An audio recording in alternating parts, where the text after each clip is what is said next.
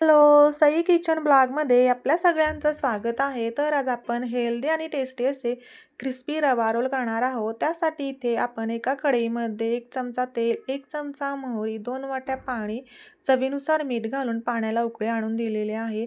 उकळत्या पाण्यामध्ये 1 वाटी रवा घातलेला आहे. त्याचे मिश्रण तयार करून घेतलेलं आहे. तयार झालेले मिश्रण एका प्लेटमध्ये काढून घेतलेले आहे. त्यामध्ये घातलेले आहे उकडलेले बटाटे. हे बटाटे खिसून घेतलेले आहेत.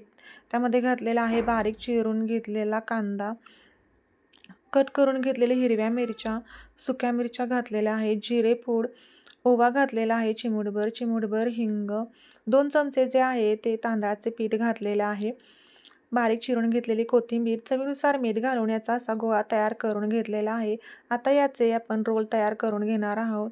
छानपैकी असे रोल्स तयार करून घेतलेले आहेत. आता याला आपण फ्राय करून घेणार आहोत. त्या अगोदर इथे कॉर्नफ्लॉवरचे पातळसर मिश्रण तयार करून घेतलेले आहे आणि ब्रेडचा चुरा घेतलेला आहे.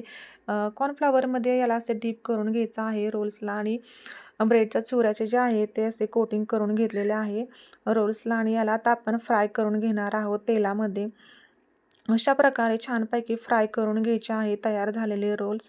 आता आपण आपले इथे क्रिस्पी आणि हेल्दी असे रवा रोल्स तयार आहेत. तुम्ही पाहू शकता खूप सुंदर असे दिसत आहेत आणि चवीलासुद्धा खूप भन्नाट झालेले आहे. याची चवसुद्धा खूप छान आहे. नक्की ट्राय करा. व्हिडिओ आवडल्यास व्हिडिओला लाईक करा आणि चॅनलला नक्की सबस्क्राईब करा. थँक्यू. Bye bye.